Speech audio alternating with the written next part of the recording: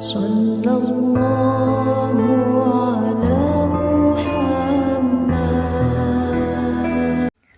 Beribu-ribu tahun sebelum manusia diciptakan Allah, alam semesta dan semua isinya sudah ada. Di atas bumi yang terbentang luas, berdiri gunung-gunung tinggi menjadi tiang bumi. Lautan yang membentang, sungai-sungai yang panjang, hutan belantara dan danau-danau menjadi sumber kehidupan tanaman dan hewan-hewan. Di bumi terdapat banyak hutan dan padang ilalang di mana tanaman tumbuh subur. Ada pohon yang buah-buahnya bermacam-macam, bunga-bungaan dan tanaman penghasil bahan makanan seperti padi dan gandum. Selain tumbuh-tumbuhan, ada pula binatang. Allah telah menciptakannya dalam ribuan jenis. Ada yang hidup di air, misalnya ikan. Ada juga burung-burung yang terbang di udara. Dan yang hidup di darat banyak sekali ragamnya.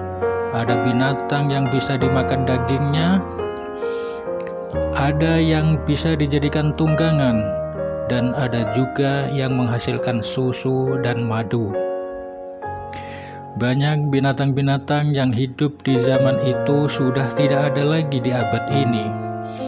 Sekarang kita hanya mengetahuinya dari sisa-sisa fosil yang ditemukan. Salah satunya adalah dinosaurus yang terkenal itu. Kita bisa melihat peninggalan-peninggalan itu di museum-museum besar dan terkenal di dunia. Nah, sebelum manusia ada, Allah Subhanahu wa Ta'ala telah menciptakan malaikat, jumlahnya jutaan dan bahkan miliaran. Walau tak terlihat oleh mata kita, tapi bumi, langit dan seisinya ini penuh malaikat. Bahkan Rasulullah pernah bersabda bahwa setiap tetes hujan yang turun selalu disertai malaikat. Allah menciptakan malaikat dari cahaya. Tugasnya adalah beribadah dan menjalankan semua perintah Allah. Mereka selalu berzikir dan mensucikan asma Allah. Malaikat-malaikat ini tidak makan, tidak tidur, dan selalu siap melaksanakan tugas-tugas yang diberikan Allah. Dari sekian banyak malaikat yang kita ketahui namanya hanya sekitar 10 malaikat. 10 malaikat ini wajib kita ketahui nama-namanya. Dan yang paling dikenal adalah malaikat Jibril, pemimpin para malaikat yang bertugas menyampaikan wahyu Allah kepada para nabi. Kita juga mengenal Israel, malaikat pencabut nyawa, Malik, malaikat penjaga neraka, Mikail, malaikat kesuburan alam, Mungkar dan Nakir, malaikat penjaga kubur yang akan menanyai manusia di alam kubur. Ada lagi malaikat Raqib dan Atid yang menuliskan semua amal baik dan buruk seseorang. Ridwan, malaikat penjaga surga, dan Israfil, malaikat peniup sangkakala. Ada beberapa malaikat yang namanya sesuai dengan tugas-tugas yang diberikan Allah.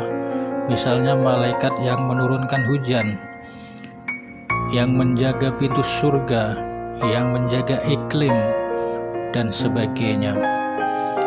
Selain yang sudah disebut di atas, masih banyak sekali malaikat yang tidak kita ketahui nama dan tugas-tugasnya. Waktu hendak menciptakan manusia, Allah Subhanahu wa Ta'ala mengumpulkan semua malaikat. Allah berfirman, "Sesungguhnya aku hendak menjadikan Adam sebagai khalifah di muka bumi." Para malaikat heran mendengar pernyataan Allah itu. Bukankah sudah ada makhluk ciptaan seperti mereka? Jumlah mereka pun banyak, dan semuanya amat patuh menjalankan perintah Allah. Maksudnya adalah malaikat. Kemudian para malaikat bertanya kepada Allah, "Mengapa engkau hendak menjadikan khalifah di muka bumi? Mereka akan membuat kerusakan dan pertumpahan darah, sedangkan kami senantiasa bertasbih dan mensucikan-Mu." "Aku telah mengetahui apa-apa yang tidak kalian ketahui," firman Allah. Jawaban Allah ini membuat para malaikat sadar bahwa Allah lah Sang Maha Pencipta segala sesuatu. Sesungguhnya para malaikat juga tidak tahu untuk apa mereka mula-mula diciptakan. Tak lama kemudian Allah menciptakan manusia pertama dari tanah liat kering. Setelah tubuhnya terbentuk, Allah meniupkan ruh, maka tubuh itu bisa bergerak dan hidup dan berpikir. Manusia pertama ini bernama Adam, dan Allah menempatkannya di surga. Tak lama kemudian Allah menciptakan manusia pertama dari tanah liat kering. Setelah tubuhnya terbentuk, Allah meniupkan ruh, maka tubuh itu bisa bergerak, hidup, dan berpikir. Manusia pertama ini bernama Adam, dan Allah menempatkannya di surga. Waktu para malaikat memperhatikan makhluk ciptaan Allah yang baru ini, turunlah perintah Allah kepada mereka. "Coba, kalau kalian tahu, sebutkanlah nama-nama benda." Para malaikat bingung. Mereka merasa tidak pernah tahu dan tidak mendapat pelajaran tentang hal itu dari Allah. Kemudian Allah memberi perintah kepada Adam, "Wahai Adam, beritahukanlah kepada mereka nama benda-benda ini." Ternyata Adam bisa menyebutkan semua nama benda satu persatu. Para malaikat menjadi sadar inilah kelebihan yang diberikan Allah kepada Adam, si manusia pertama. Allah memberi karunia akal sehingga dapat menerima ilmu pengetahuan. Ilmu pengetahuan inilah yang kemudian diturunkan kepada para nabi. Saat itu pula lah Allah meminta semua malaikat bersujud di depan Adam. Karena beriman kepada Allah serta berilmu pengetahuan, Adam menjadi makhluk Allah yang termulia di antara ciptaan Allah lainnya. Para malaikat pun serentak tunduk memberi hormat kepada Adam. Tapi ada satu yang membangkang dan tak mau bersujud, sehingga disebut iblis. Sebenarnya iblis termasuk golongan malaikat yang diciptakan Allah dari api. Melihat itu, Allah langsung menegur iblis, "Kenapa engkau tidak mau menghormati Adam? Apakah engkau menyombongkan diri atau engkau merasa menjadi makhluk yang lebih mulia?" Ternyata jawaban iblis sangat sombong. "Aku lebih baik dari Adam karena engkau jadikan aku dari api, sedangkan engkau jadikan Adam dari tanah." Iblis lupa bahwa dirinya hanya makhluk ciptaan, sama seperti Adam dan para malaikat. Adam dan para malaikat mau mematuhi perintah Allah karena sadar bahwa Allah Sang Pencipta paling tahu akan keadaan yang diciptakannya. Sementara iblis merasa lebih tahu dari Allah dan menganggap perintah Allah sebagai hal yang aneh dan mengada-ada. Allah menjadi murka karena sikap iblis yang kurang ajar. Iblis diusir dari surga dan tak boleh kembali lagi. "Sesungguhnya kutukanku ini berlaku sepanjang zaman hingga hari kiamat." Demikian firman Allah. Iblis ketakutan mendengarnya. Tak terbayangkan oleh bagaimana iblis ketakutan mendengarnya. tak terbayangkan olehnya bagaimana hidup di luar surga. Ia harus meninggalkan kehidupan surga yang serba enak dan menyenangkan. Lalu di akhir zaman nanti ia pun akan dimasukkan ke neraka, tempat paling buruk yang paling mengerikan. Tempat ini disiapkan untuk siapa saja yang berani melawan perintah Allah. Ini semua gara-gara Adam, pikir sang iblis. Hatinya kembali panas membara. Kebenciannya kepada Adam makin bertambah. Dan sebelum meninggalkan surga, iblis masih sempat berkata kepada Allah, "Ya Allah, Engkau keluarkan aku dari surga karena Adam. Oleh karena itu, aku bersumpah akan memusuhi Adam dan semua keturunannya." Iblis juga mengatakan bahwa ia tidak ingin sendirian berada di neraka. Ia ingin membawa serta anak cucu Adam. Oleh karena itu, selama anak cucu Adam masih hidup, ia akan terus menggoda dan mengajak mereka untuk bersama-sama menentang Allah. Dan Allah membiarkan iblis melaksanakan keinginannya. Hanya saja Allah memperingatkan bahwa hamba-hambanya yang soleh dan beriman tak akan tergoda oleh iblis. Hanya manusia atau anak cucu Adam yang malas beribadahlah yang akan mudah terkena bujuk rayu iblis. Iblis sangat gembira, terbayang olehnya bahwa kelak ia tidak akan sendirian menderita di neraka.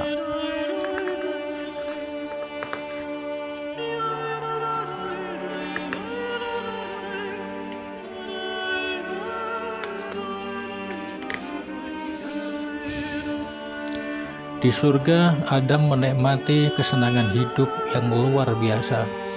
Ia mendapatkan semua yang diinginkannya. Tempat tinggal yang bagus, makanan yang serba enak, minuman beraneka rupa dan rasa, pemandangan yang serba indah, semuanya ada di surga. Semuanya bisa diperoleh dengan mudah dan cepat, secepat kilat. Oh, betapa bahagianya aku berada di tempat ini.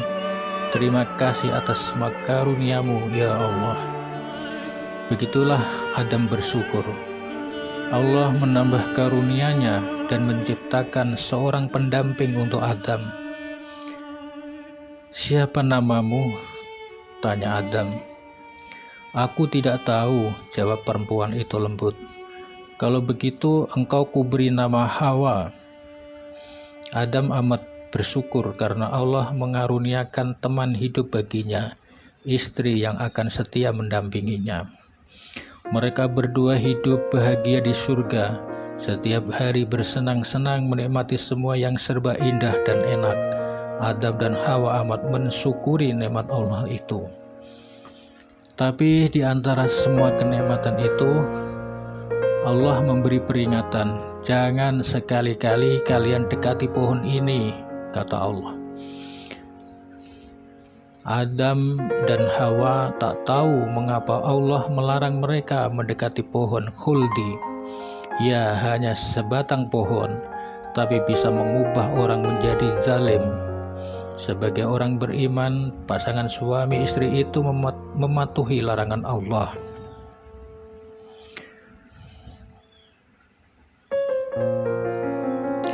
Pada saat Allah menurunkan peringatan kepada Adam dan Hawa, diam-diam iblis mendengarkan.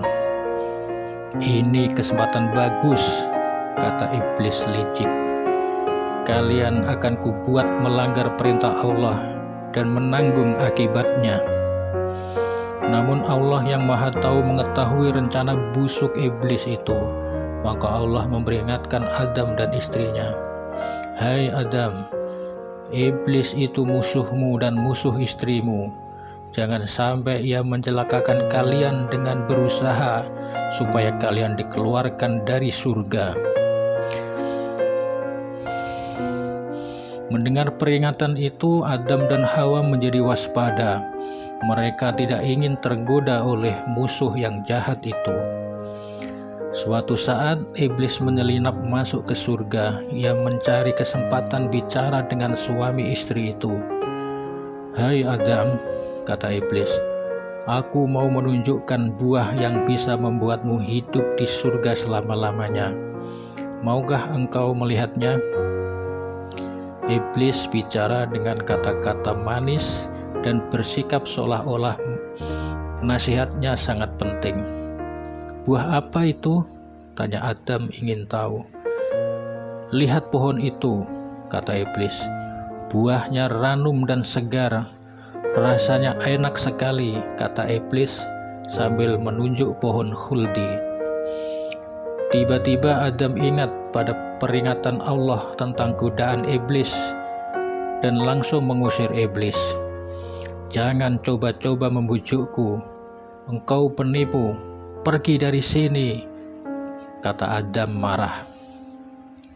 Adam tak mengerti kenapa iblis sama sekali tidak takut kepada Allah. Iblis dengan mudah justru mengatakan sebaliknya. Adam tak ingin diusir dari surga. Akhirnya iblis meninggalkan Adam dan Hawa. Tapi diam-diam iblis tak mau menyerah. "Kapan-kapan akan kucoba lagi," kata iblis. Demikianlah cara iblis. Ia tidak pernah bosan berusaha mencelakakan manusia. Itu sebabnya jika kita menginginkan kebaikan seperti firman Allah, kita juga tak boleh bosan berusaha. Dengan cara itu kita juga akan terhindar dari godaan iblis. Tak lama kemudian iblis datang lagi kepada Adam dan Hawa. Ini adalah usahanya yang kedua. Iblis berusaha agar mereka mau mencicipi buah khuldi. "Setelah itu mereka akan sengsara seperti aku," pikir makhluk jahat itu. Tapi lagi-lagi Adam menyambut kedatangan iblis dengan kemarahan. "Hai iblis yang terkutuk, aku masih ingat bahwa Allah melarangku mendekati pohon itu." Iblis geleng-geleng kepala melihat keteguhan Adam, tapi ia berusaha lagi untuk yang ketiga kalinya. Kali ini ia memetik buah khuldi yang ranum dan segar itu, lalu pelan-pelan mengeluarkannya kepada Hawa. "Demi Allah, aku ingin kalian hidup kekal di surga," bujuk iblis. Mendengar sumpah iblis, Adam dan Hawa menjadi bimbang. Setelah bersumpah atas nama Allah,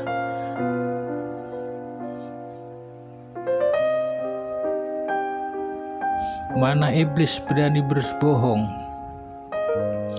Setelah bersumpah atas nama Allah, mana berani iblis berbohong, kata Hawa dalam hati. Ia memandang buah khuldi yang diulurkan iblis kepadanya.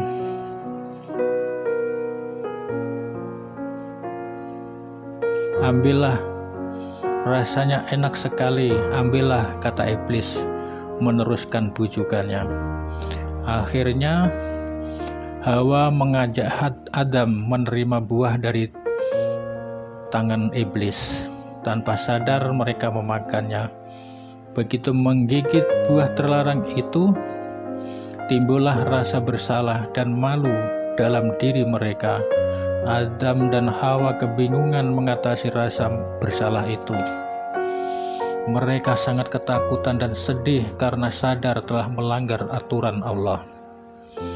Sementara itu iblis bergembira ria. Ia tertawa terbahak-bahak dan merasa puas karena berhasil menipu dua orang yang beriman itu. Adam dan Hawa menangis sedih. Mereka mohon ampun kepada Allah atas kesalahan mereka. Ternyata walaupun bersumpah dengan nama Allah, iblis tetap tak bisa dipercaya.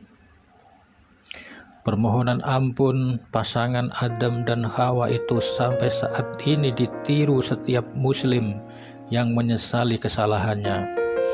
Rabbana dzalamna anfusana wa illam taghfir lana wa tarhamna lanakunanna minal khosirin. Quran Surat Al-A'raf ayat 23, yang artinya, "Ya Allah, sesungguhnya kami telah menganiaya diri kami sendiri, dan jika Engkau tidak mengampuni kami dan memberi rahmat kepada kami, tentu kami termasuk orang-orang yang merugi."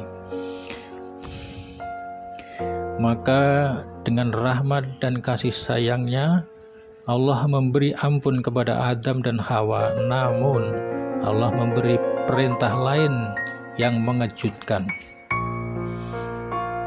"Demi kemuliaanku, kalian harus meninggalkan surga. Sekarang turunlah ke bumi yang sudah lama kuciptakan. Di sanalah kalian akan hidup, tetapi kalian harus bersusah payah dan bekerja keras untuk mencapai keberhasilan." Dengan sedih, Adam dan Hawa meninggalkan surga, tempat yang penuh kenikmatan, kegembiraan, dan kebahagiaan. Semua itu terpaksa mereka tinggalkan gara-gara tipu daya iblis.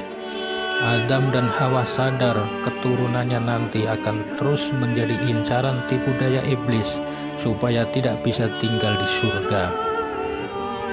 Waktu Adam dan Hawa turun ke bumi, mereka berada di tempat yang sangat berjauhan. Bumi yang begitu luas dan sunyi membuat mereka sama-sama kesepian. Kesusahan hidup di dunia langsung mereka rasakan. Mereka saling mencari tanpa tentu arah. Setelah bertahun-tahun, akhirnya mereka berjumpa kembali di Padang Arafah. Tempat pertemuan Adam dan Hawa ini sekarang dinamakan Jabal Rahmah. Mereka sangat bahagia dapat bertemu dan bisa hidup bersama lagi.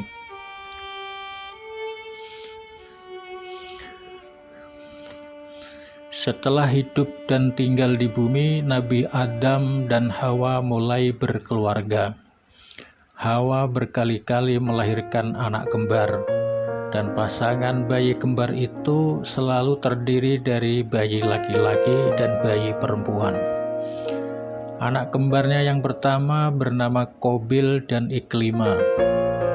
Lalu lahir lagi anak kembar kedua, yaitu Habil dan Labuda. Waktu mereka mulai besar, anak-anak ini diajar Nabi Adam bekerja sesuai dengan sifat-sifat mereka.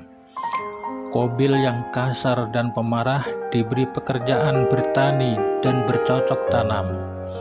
Sedangkan Habil yang lembut dan penyayang ditugaskan mengurus ternak.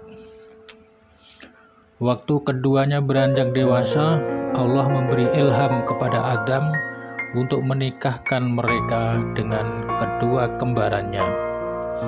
Qabil dipasangkan dengan Labuda, saudara kembar Habil, dan Habil dinikahkan dengan Iklima, saudara kembar Qabil. Tapi Qabil tidak suka dengan keputusan ayahnya. Ia merasa diperlakukan tidak adil. Ia ingin menikahi saudara kembarnya sendiri karena menganggap saudara kembar Habil tidak cantik, padahal Iklima sendiri menyukai Habil yang lembut dan tidak pemarah. Habil tidak boleh mengawini Iklima. "Ia akan jadi istriku," kata Qabil. Ia tidak peduli pada keputusan Allah untuknya. Ia juga tidak peduli bahwa Iklima tidak menyukainya. Hati Qabil sudah panas dan dipenuhi kemarahan. Tampaknya pengaruh iblis sudah merasuk ke dalam dirinya. Nabi Adam bingung menghadapi anaknya yang keras kepala. Anjuran orang tua, perintah Allah tak ada yang didengar. Akhirnya Adam memohon pertolongan Allah untuk menyelesaikan masalahnya ini. Kemudian Allah memberi jalan keluar dengan meminta kedua anak Adam memberi kurban. Allah memberi kita kelapangan rezeki. Karena itu kita perlu berbagi dengan makhluk lain yang kurang beruntung. kata Adam kepada kedua anaknya itu. Siapa dari kalian yang diterima kurbannya oleh Allah, ia yang boleh memilih istri lebih dahulu, sabda Nabi Adam. Kali ini Qabil mau menuruti petunjuk ayahnya. Ia berharap bisa lebih dulu memilih Iklimah. Habil dan Qabil segera menyiapkan kurbannya. Habil memilih kambingnya yang paling gemuk karena ia ingin beribadah kepada Allah dengan harta miliknya yang terbaik. Sebaliknya Qabil membawa hasil panennya yang buruk. Hasil panen yang bagus disimpan untuk dimakannya sendiri. Kedua kakak beradik ini diperintahkan Nabi Adam membawa kurbannya ke puncak gunung.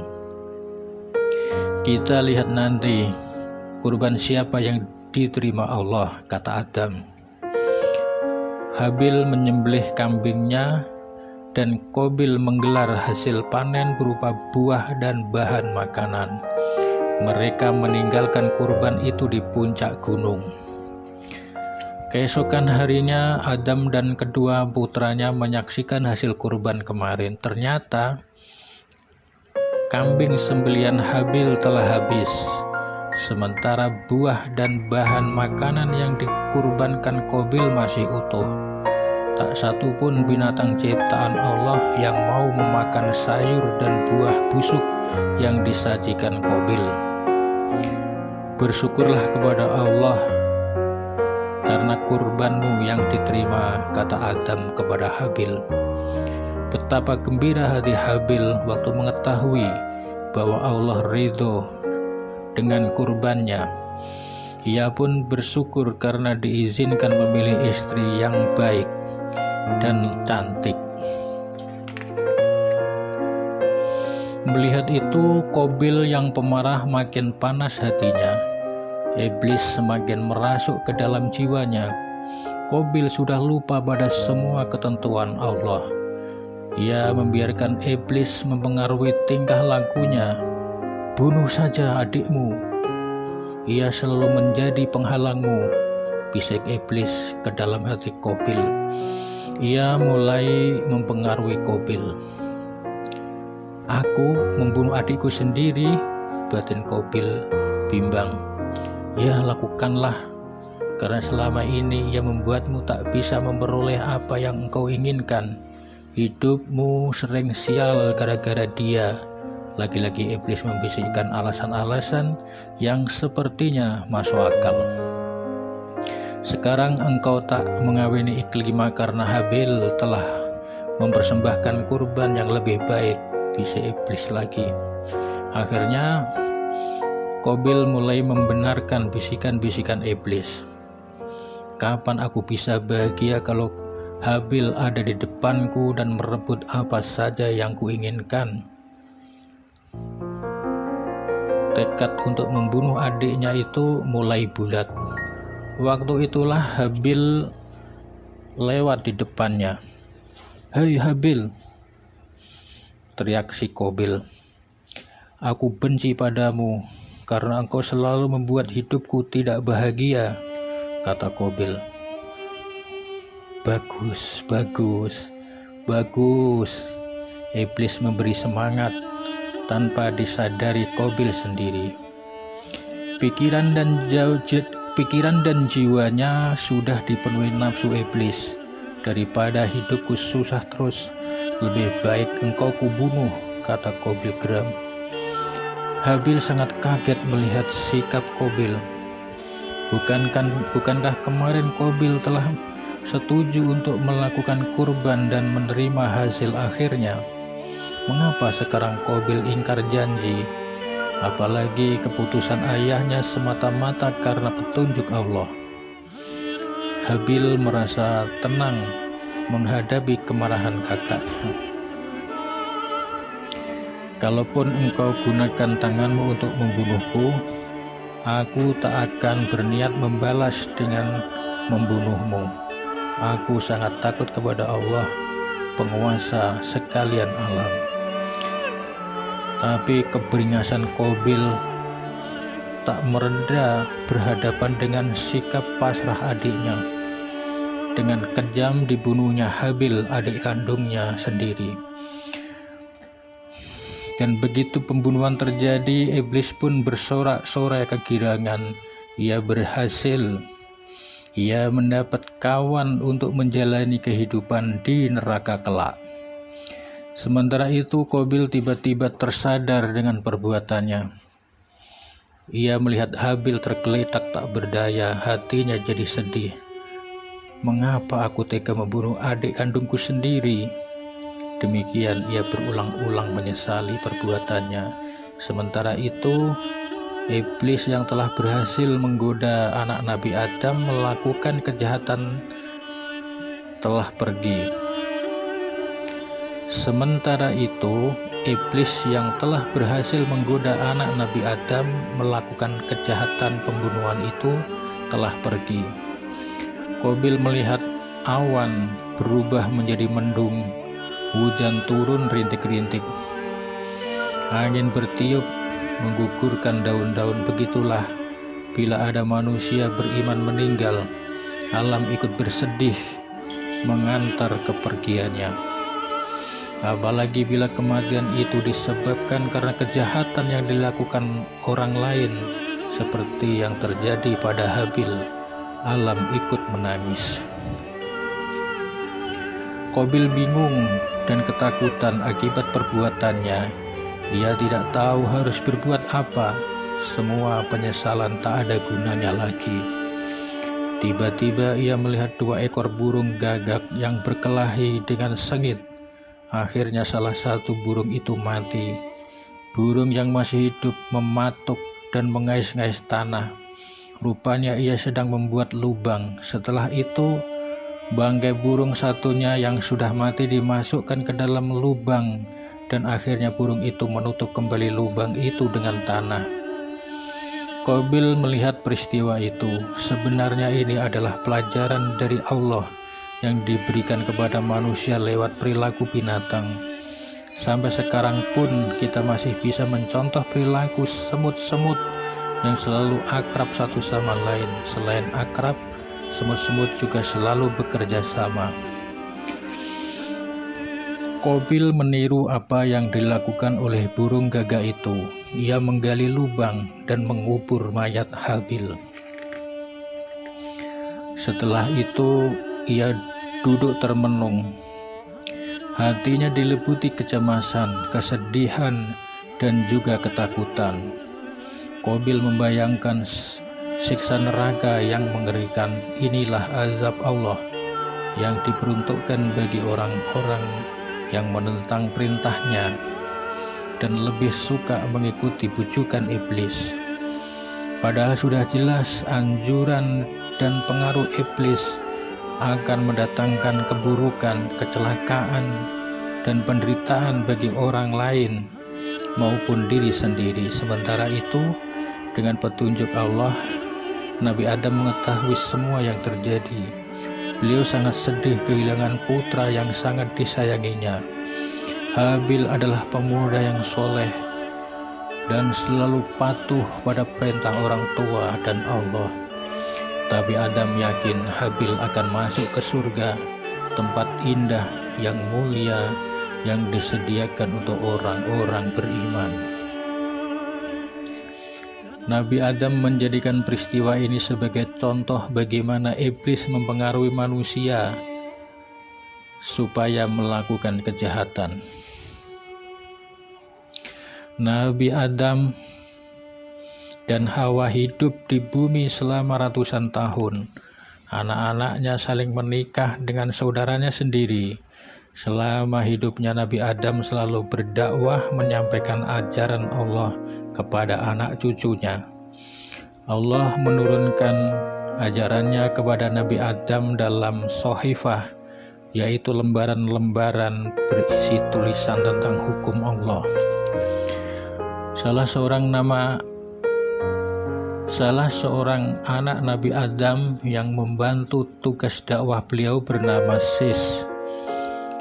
Bersama Nabi Adam, Sis mengajarkan kepada sanak keluarganya bagaimana bekerja dengan baik, hidup dengan sehat, dan membina keluarga yang bahagia.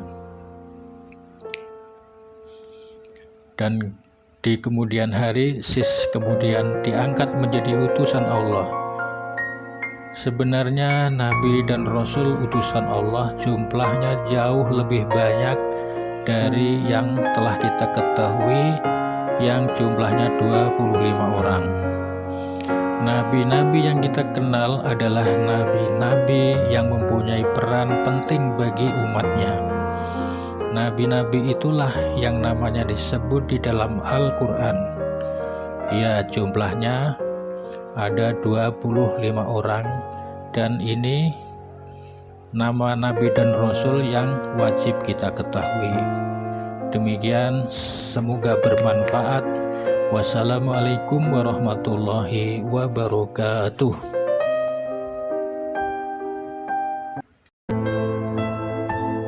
Sallallahu